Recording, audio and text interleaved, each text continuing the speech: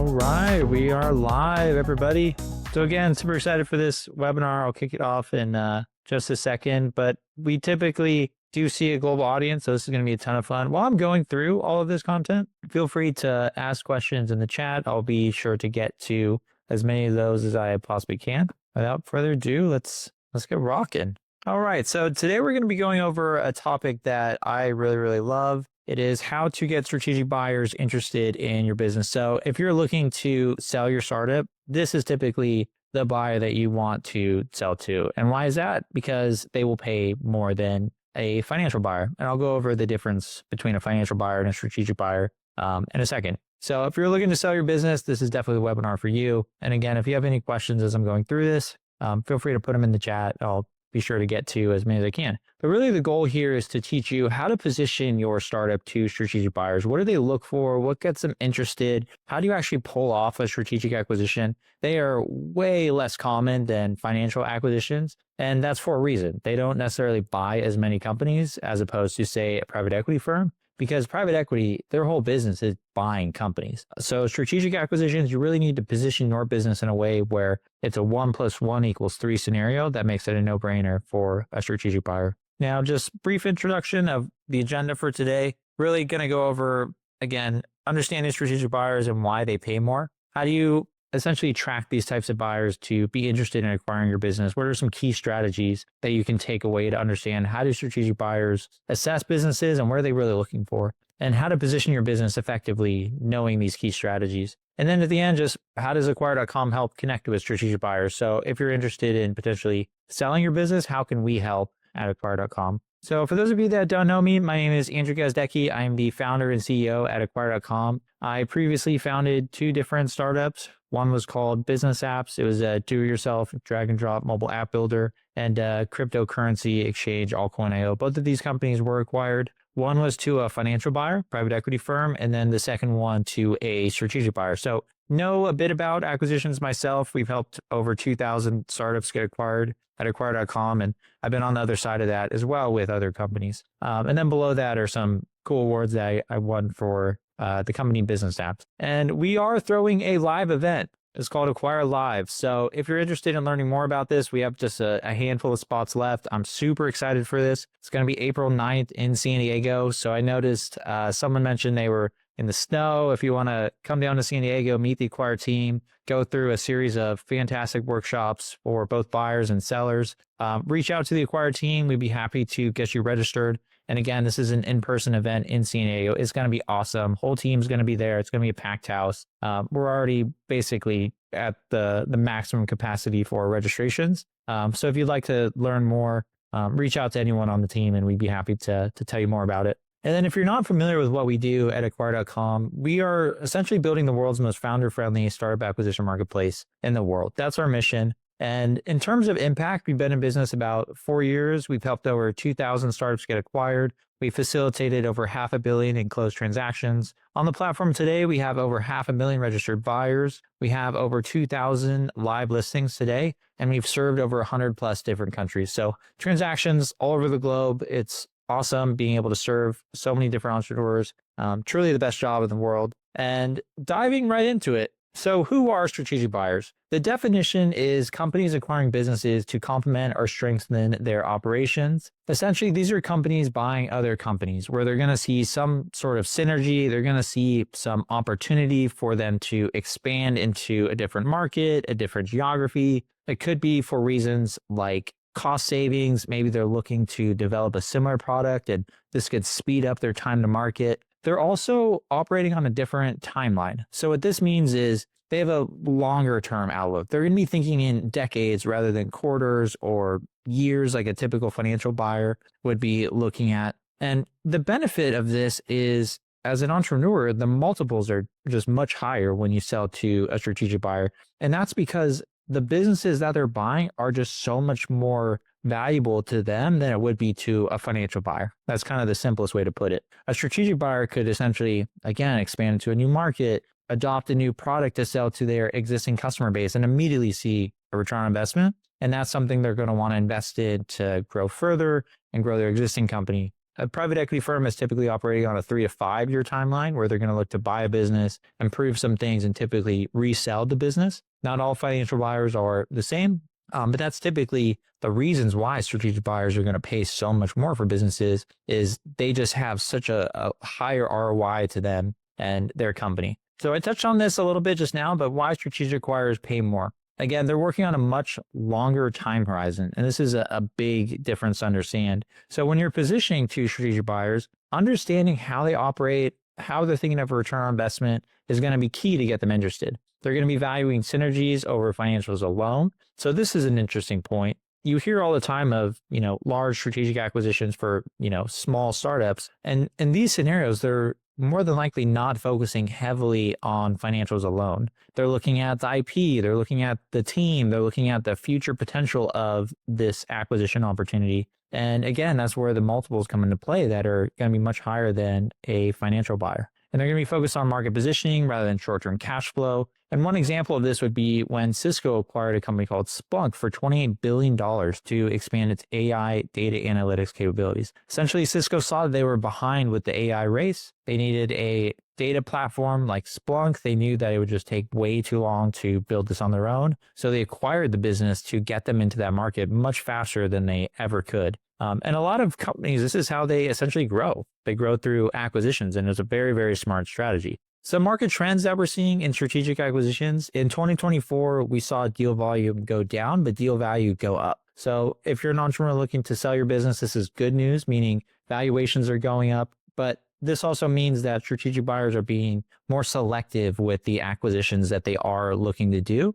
but they're also paying a premium to get these acquisitions done. I'm going to check the chat real quick. Again, if you have any questions, put them in. I'd love to make this as interactive as possible. So I'll pause for a second. Does anyone have any questions on, what I just covered, or could I go into more detail on any of those topics? I'll give everybody a second, but again, feel free to drop these questions in the chat and I'll come back to that. So here's kind of the whole way to position. Okay, we got one question. Tell us more about how to position. I got just a slide for you. So these are all the ways that, and there's many more than this, but this is a good way to think about how do you position your business for strategic buyers. Right at the top is going to be identifying what makes your business stand out. Every strategic acquisition needs to have a compelling reason for this strategic buyer to want to acquire your business. And there needs to be something that stands out to the strategic buyer where it's going to take them a long time to develop the IP on their own or enter a different market. So being able to essentially advertise or focus on what makes your business stand out as a key benefit for a strategic buyer is going to be absolutely crucial. So the second part here is going to be explaining how you've adopted to market trends. For example, have you adopted AI? Have you shifted your business based on a market trend such as remote work is really big? And if you have an HR platform, have you adopted that trend? Usage-based billing is really a trend that I've been seeing. Have you adopted something like that? Basically, trends in the market where maybe a larger company might be slower to adapt. Are you able to help them, go into that market trend much faster without needing to build something new?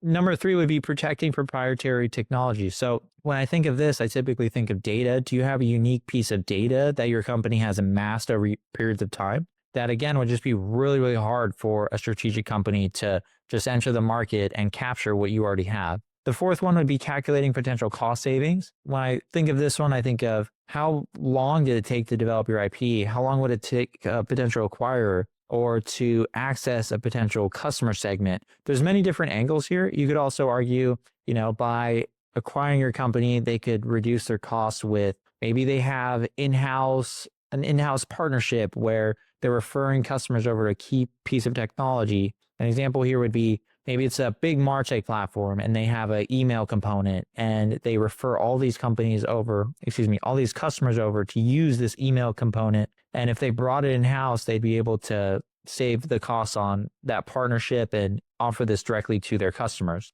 Number 5 would be revealing combined growth opportunities. This one is probably the first one everyone gravitates towards. Can you help this other company grow faster than they would on their own? So this would be a combination of kind of all the points here, and probably arguably the biggest one is, again, is there a 1 + 1 = 3 scenario where maybe you sell to the same ICP and you have an additional product that they can immediately sell to this customer. I like to think of GoDaddy in this scenario, where GoDaddy is a company that sells to small businesses. They sell websites, email marketing, they sell social media tools, and they have acquired all of these tools. So they have an ICP where they have a really deep relationship with this customer, and their whole business is fueled on just selling more products to this customer that they know they're going to need. They're going to need a website. They're going to need an email marketing tool, going to need a social media strategy, going to need a domain.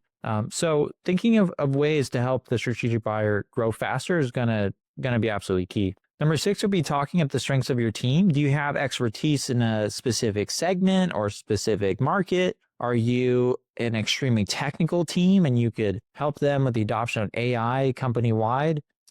Things like that can be definitely reasons for a strategic buyer to get interested.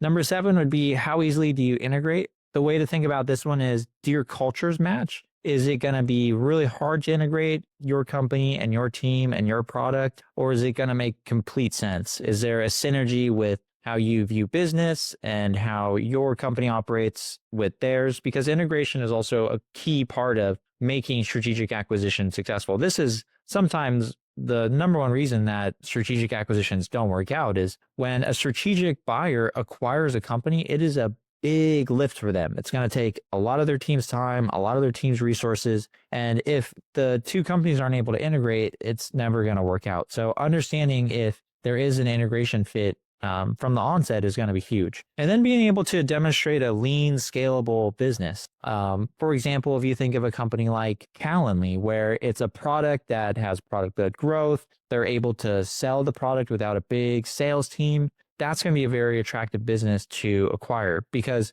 acquisitions, they do get complicated with really large teams and managed services. And, so if you're able to demonstrate that your business could essentially fit in like a puzzle piece, that's going to be a very attractive acquisition opportunity for a strategic buyer. And again, you need to identify your competitive edge. You need to figure out what are you best at? What makes you unique? What makes you a must buy for these larger companies? Because they have a roadmap, they have objectives that they're trying to accomplish. And you essentially need to come in with an offering so compelling that you interrupt that. You interrupt the product roadmap that's already set in stone, the full financial plan, and essentially they just can't pass this opportunity by. It's that big. So understanding what is the advantage, because that's what they're going to be asking themselves. And the more obvious you can make that, the better. So starting at the top would be technology advantage. Is there an algorithm or an AI model or an integration that competitors can't easily copy? For example, if you're Salesforce, and this is a company I previously worked at for a short period of time. This company, their name was Spiff. They essentially automated sales commissions for really large sales teams. And the problem they were solving was sales teams would typically track their commissions in manual Excel spreadsheets. The sales teams never knew what they were making on commission until the end of the month. There's tons of errors, et cetera, et cetera. So they built this really nice integration with Salesforce, where you can integrate Salesforce, they pull the data, and they calculate sales teams' commissions in this beautiful dashboard that motivated sales teams. It was awesome. And so Salesforce looked at this and they said, okay, this is, a very compelling product. They had some machine learning and AI models that would essentially motivate sales teams and automate this in a way that was compelling enough for Salesforce to want to build this into their product directly. And instead of doing that, they acquired the company, and now they're integrating the Spiff commission platform across all of Salesforce's customers, because they just looked and said, this is going to be really, really hard to build ourselves, and just acquiring this, it's already integrated in what we do as a company, Salesforce, the CRM, made a ton of sense. The next one is going to be customer retention. This really just goes along the lines of, you need to have a great product, happy customers, really showing that if a strategic buyer was going to acquire you, there is a lot of happy customers. You're already serving them well. And if you had access to more customers, it would just fuel growth. So low churn, high net revenue retention rate, a loyal user base that's prime for cross-selling. So I like to bring up the GoDaddy example here again, which is they have millions of small business customers, and they actively pursue opportunities where they can increase the amount of products that are selling into this customer. Operational efficiency. Do you have a really unique go-to-market engine? Do you have automated onboarding or self-serve adoption that reduces customer acquisition, increased margins? With this one, sometimes I like to think of companies that have bought media companies. You could argue that Microsoft acquiring LinkedIn was a media play because they had access to millions and millions of B2B customers where they can sell different products, or HubSpot acquiring The Hustle.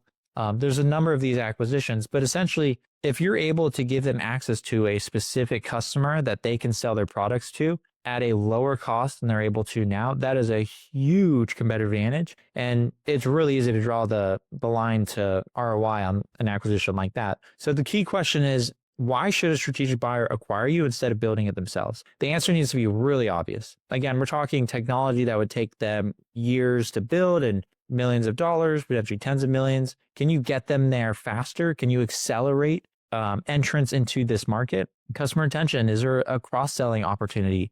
Does your product fit really well into a portfolio of products that they could offer to their existing customers? Then operational efficiency, are you able to acquire customers at a lower cost than they are currently doing so? Those are really, really obvious reasons to me for a strategic buyer to want to acquire your company. All right, I'm going to pop over into the chat a little bit. Any best practices for calculating value of IP of algorithms as well as low to zero churn? Definitely. So it's going to depend on the buyer. What I mean by that is the value of your IP is going to be much different in the hands of different buyers. So if I've developed a brand new product that sells, I'm going to use the GoDaddy example again. If I've developed an amazing product for small businesses, they love it, but my revenue is only 100,000 a year or something like that. But I'm already showing really, really great signs of, this being something that every small business is going to want. That business is going to be worth way more in GoDaddy's hands than, say, a financial buyer, where you're going to get typically a multiple on the revenue. So understanding where the need is with a strategic buyer is going to be critical to getting a value on that. We have an interested buyer that is basing our value on a 2-year return, even though they're really a strategic buyer. I mean, that's going to be a negotiation where, again, every buyer wants to pay typically as little as they can. It's kind of the harsh truth. So if you see a lot of value in their use case, sometimes when you're in an acquisition, just ask them, like, how is this acquisition? How does it fit into the existing business? Is it financial? Does it, understanding, are they trying to add this to their portfolio products? Are they trying to enter a market segment? Understanding where the value is can be huge. And that gives you a good negotiating standpoint because you know how valuable this acquisition opportunity is for their company. Okay, I'm going to keep it moving. And again, at the end, I'll be sure to answer a ton of questions. That's usually one of the funnest parts is I'll go through and I'll try to answer, 15 or 20 questions. So keep them coming. Okay, so again, we're going over how to get strategic buyers interested in your business. We're going to be talking about adopting the market trends, or how are you adopting the market trends, or how is the strategic buyer not adopting to market trends? You want to highlight agility in responding to market shifts. You want to position your business as the missing piece in a strategic buyer's portfolio. An example of this is a HR platform that quickly adapts to changing employment laws, such as remote work and contractors.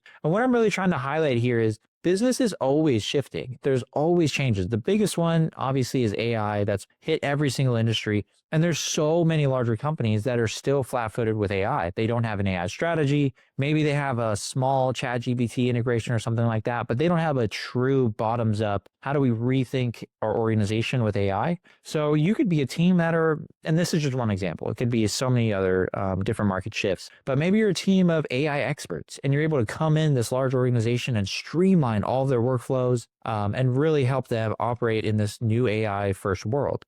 Maybe you have an AI first product that really could complement their existing product and their customers would absolutely love it.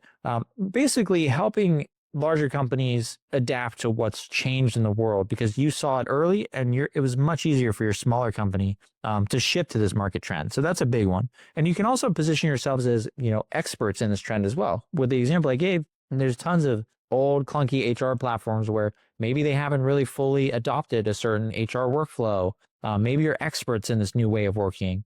It could be a number of things, but again, look for trends in your market and have the largest competitors adopted those trends. And can you help them with that? Protecting proprietary technology. This is going to be, amazing technology that you built or just data that can't be easily accumulated by a larger company. An actionable step here could be looking at patents if it's applicable, trademarks, copyrights. An example would be Twilio being acquired by Segment. Twilio acquiring segment because, oh no, other way around. Twilio acquired segment because first party data control was critical for them. Again, this is a data play where they wouldn't be able to gather all of that data on their own quickly enough. So this was a very valuable IP acquisition for them. Obviously, Segment was much larger. They had hundreds of millions in revenue, but the thought is still there where they wanted to acquire this data and they wouldn't be able to do it without acquiring another company to do so. And so it made a ton of sense. Next would be identifying cost savings for acquirers, how your business streamlines processes for an acquirer. So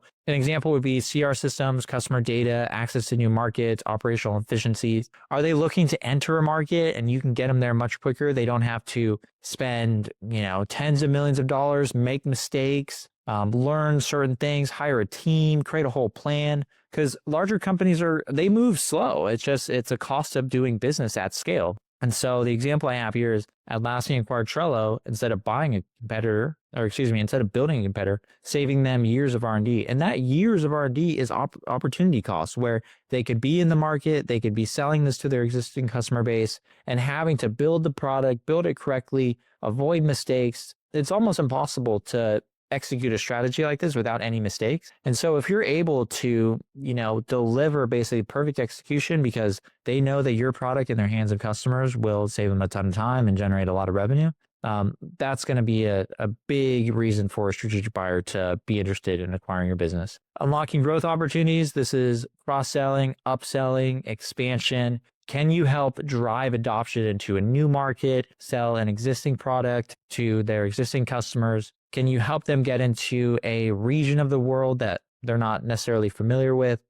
This could be maybe one of the most common reasons for a strategic acquisition is there's just very clear growth opportunities when the two companies join forces. Competitive positioning, how acquisition enhances a buyer's market power. And an example of this would be HubSpot acquiring The Hustle, where they essentially added a media arm to upsell SaaS products. They saw an overlap in the customer ICP being young, tech-forward entrepreneurs, perfect audience that is looking to potentially start businesses and adopt HubSpot early so they can grow with the CRM. So thinking of these types of opportunities and presenting them to a strategic buyer is massive. And don't assume strategic buyers will be able to see these opportunities themselves. Initially you want to position your business and almost be the expert in, how this could work together, at least enough to start the conversation. But this is where, you are selling your business. You're getting in front of the right people. You're positioning in a way that has a clear advantage for a strategic company to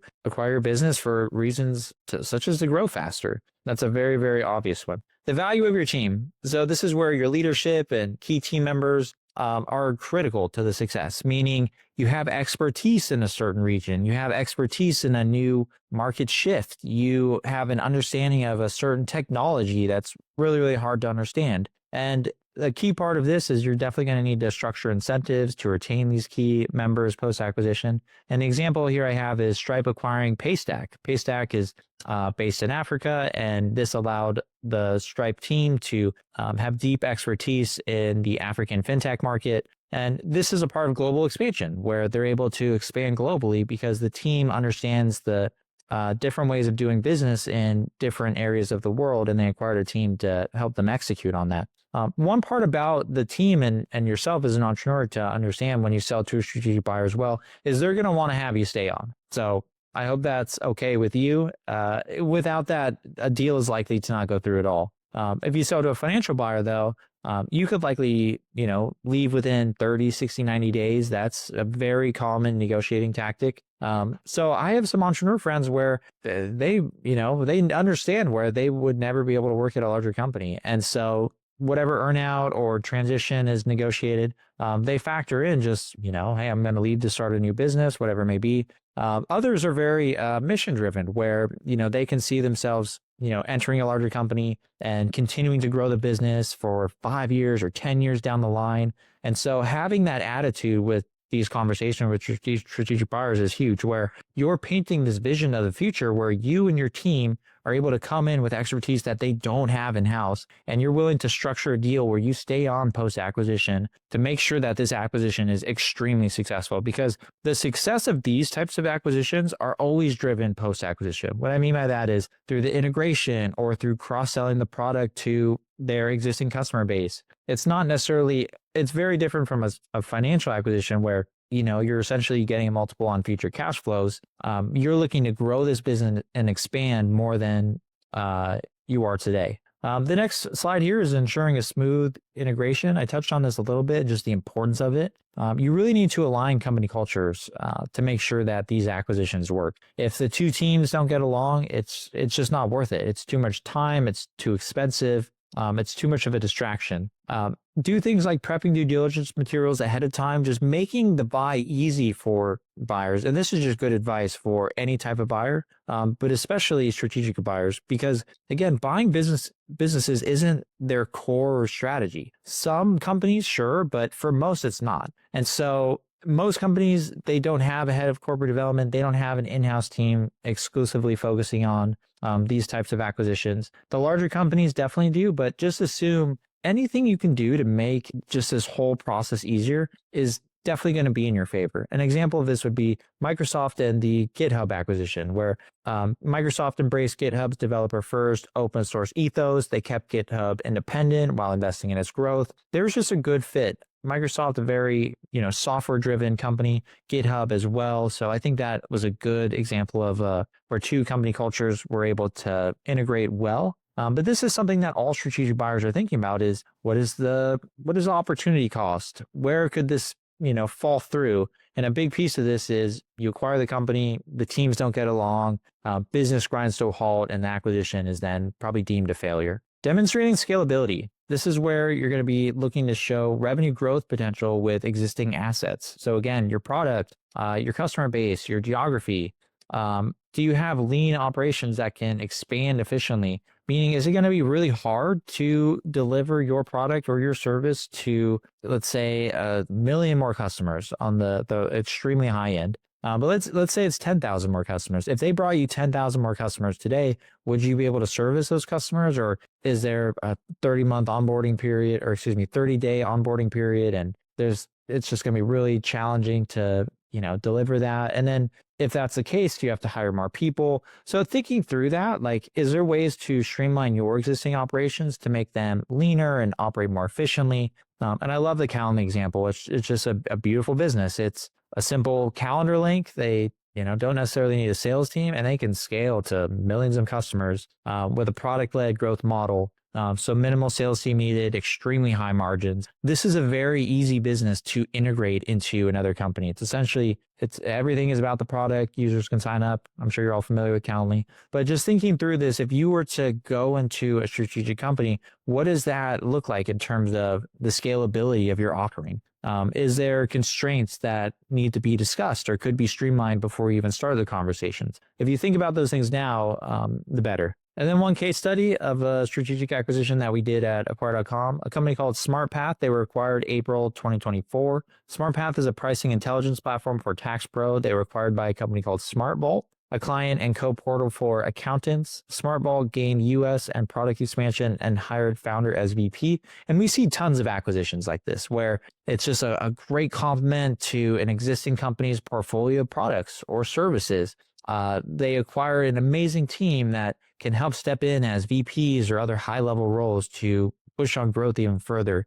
There's just so many good reasons for strategic buyers to acquire other businesses. And these are some of my favorite acquisitions because combined together, they get to go farther. They get to continue to improve their products together and just make tons of happy customers. So definitely love those. And then again, what strategic buyers want? They want synergies way more than just financials. Financials are always important in acquisitions, but the synergies are going to be what every strategic buyer is looking for at the end of the day. You need to focus on positioning. It needs to be top of mind in terms of what is your competitive advantage? Why should a strategic buyer be interested in acquiring your business? What can you accomplish together? That's the best way to think about it, is you are only successful if they're successful. And how do you paint that picture of the world where I've talked about it a lot, but what markets can you enter? What areas of the world can you expand to? What expertise can you bring into the organization where it truly is a win-win acquisition? Show potential for cost savings, growth, integration ease. This is just things that you can outline during the process or during the reach outs to get them excited about how you can work together. And then definitely, showcase the amazing parts of the IP you've developed and emphasizing the amazing team that you built. These are, your core assets. What is unique about them? How long would it take another company to put together a team, or is it even possible, or build the technology that you built? This is going to be, again, absolutely key to getting strategic buyers interested. And then if you want to reach out to strategic acquirers, we do this in-house at acquire.com. So what this means is when we work with startups, and let's say there's a specific group of buyers that we feel would be perfect fits to acquire this business, we'll put this together on your behalf. We'll outline the key reasons a strategic buyer should be interested. What is your competitive advantage? Why should XYZ company be interested in acquiring your business?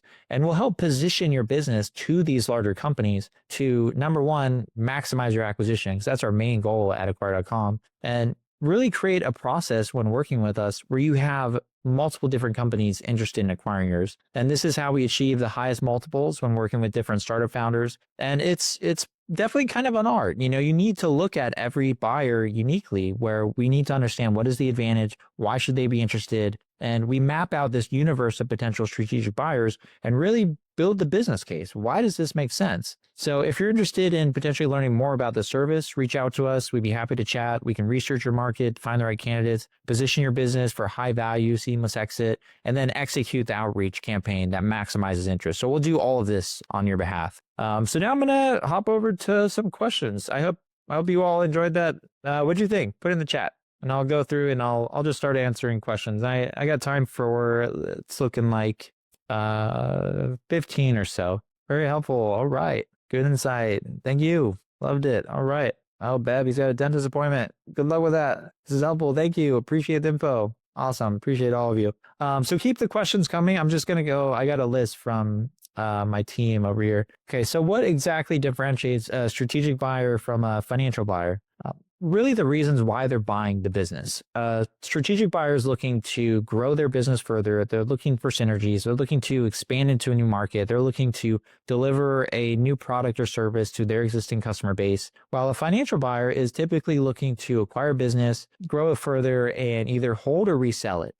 So basically grow an existing business or acquire business standalone and see a return on investment from the existing cash flow. So one is going to be pressing for growth and one is going to be maximizing the existing execution of the business. Okay, why do strategic buyers typically pay more than financial buyers? The simple answer there is the businesses are just worth more to strategic buyers because there's so much more value in expanding to a new market, to building a portfolio of products or service, or increasing your brand reputation or your dominance in a certain market, or sometimes it's the opportunity cost, where if you're a company and you're behind in a certain market segment and you see a small competitor rising up and you aren't able to quickly catch them, acquiring may be something you have to do to essentially not go out of business. This is a big reason why Adobe was looking to acquire Figma, because they were viewing Figma as a very real threat to the livelihood of their whole business. And the acquisition fell through, if you all are familiar with that story.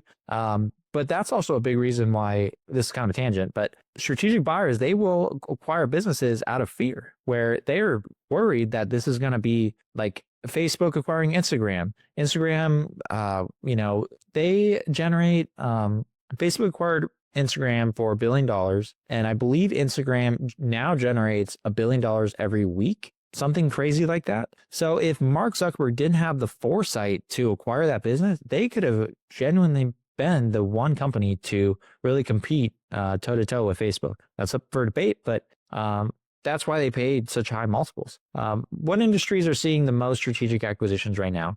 For us, we specifically work in the software segment, so that market is definitely picking up from my vantage point. And I think this is going to be a trend that accelerates over this year, 2026, and so on. How do strategic buyers evaluate a business beyond just revenue and profit? I would say just a quick answer here would just be market opportunity, ability to grow or reduce costs, or acquire an asset that they would normally have to develop in-house. What are some red flags that turn strategic buyers away from a deal? This one, I would say, cultural fits, not having confidence in the product. If churn is really high, a lot of the same things you're going to see in really any acquisition, messy financials, lots of customers complaining about the product, legal issues, But I think the biggest one is going to be where if they're just not confident that what you've built or what you've developed has a competitive advantage. Is it easy to copy? Is there a barrier to entry? Do you have a moat around your business? That's going to essentially get a strategic buyer not interested. What are the most important factors in making a business attractive to a strategic buyer? I'm going to do short answers on all these.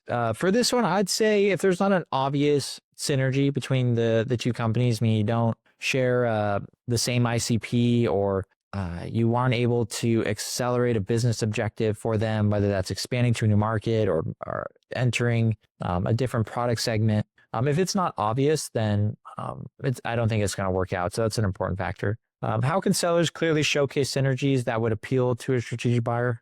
I'm just going to plug acquire.com here. This is something that, we're experts at, and we could help showcase these synergies. But I mean, it's great questions to ask yourself as a founder is what is unique about my business and what is valuable to one of these larger companies? And the start of that is understanding, what is important to the strategic buyers in your universe, meaning your competitors, other companies, your competitors, or other buyers in adjacent markets where, again, you have a similar customer that you're serving. Let's say it's HR professionals. What other companies sell different products or services and what's important to them? So clearly showcasing those synergies is it your product? Is it your team? Is it your brand? Is it how fast your company is growing? Understanding what that is crucial. Are there any specific types of intellectual property or technology that attract strategic buyers more? AI, everyone's looking at AI advantages right now, 100%. How should a business owner structure their team or leadership to increase interest from strategic buyers? Good question. For this one, I would say be very open to earnouts, long transition periods. Essentially, you're going to need to go into this company and integrate the business, continue to grow the business. And there's obviously going to be financial rewards tied to that, but it's a given. I think in these conversations, it's so critical to just communicate openly that this is something that you're excited to do and you're more than open to. And you just know this is part of the deal. What role does branding or market positioning play in making a business attractive to a strategic buyer? Quite a bit, because you might already be on their radar. So when we do the outreach, it's so much easier to get that across when I love getting emails like, oh, been watching this company for a while, or I've already talked to so-and-so. That is because your branding and your marketing and your positioning have already reached the leadership team at the strategic buyers that you're reaching out to. Sometimes you can also, get inbound buyer requests when you have really good branding, really good marketing positioning. So it's absolutely critical. What key factors drive valuations higher in strategic acquisitions? Basically, just how valuable is the business to the strategic buyer? And then aside from that, competition. Having more buyers involved in the acquisition process is absolutely crucial. There's a saying that when you have one buyer, you have no buyers. And so a big part of what we do at acquire.com is we create a process where we bring a lot of competition into the deal. And this is crucial because it gives you leverage when you're selling your business. And it also gives every buyer a reason to act. We never want to be in a situation where we feel like we have only one buyer at the table. That's completely fine when we do. But we view our job as driving as much interest into the acquisition opportunity with as many buyers as possible, because that helps us drive up better terms and then better valuation. What key factors drive, same question. How do strategic buyers typically structure their deals? We see a mix, large cash upfront, earnouts, equity in the acquiring company. So it definitely would be a creative deal structure where very rarely are you going to see an all cash acquisition and a strategic acquisition, but it's not impossible. It just doesn't align the incentives, meaning the buyer wants you to stick around and an all cash deal doesn't necessarily incentivize you to do so. All right, we're getting to 11:45 here. So I'm going to answer just two more questions and then let's see. Are strategic buyers generally more flexible with deal terms compared to financial buyers? Yes and no. I would say they're less sensitive to valuation, but they're going to be less flexible on earnouts, agreements to stick around and make this a success together. Those can be deal breakers. I think even negotiating those too aggressively can push deals sideways. What current market trends are affecting how strategic buyers approach acquisition? From the macro level, I think the regulatory environment the past few years has been restrictive for really, really large acquisitions. But then just also interest rates, acquiring companies especially larger acquisitions has been more expensive. And a lot of that is changing and shifting, which is great to see. Which leads nicely into this next question. Okay, this is going to be the last question, and then I'll have to catch you next time. How do economic shifts such as interest rate changes impact strategic buyer activity? It's pretty huge. I mean, when these things shift, especially when interest rates go up, acquisitions become more expensive. But when they're lower, it could be a very economical way to fuel growth for larger companies. All right, everybody. I hope you enjoyed all of that. That was a ton of fun. And again, if you're looking to learn more about strategic acquisitions, maybe you look at your company and you say, man, this would be the perfect fit in XYZ company. Reach out to us at acquire.com. We'd be happy to walk you through our process, how we navigate communication with strategic buyers, how we can position your business best to these larger buyers, and how we could potentially help you get acquired. So thank you so much for joining, everybody. It truly is a pleasure serving all of you. I hope you learned something, and we will be sending out a recording. We're happy to get the slides over to you as well. Have a great rest of the week, and thank you again, all of you, for joining.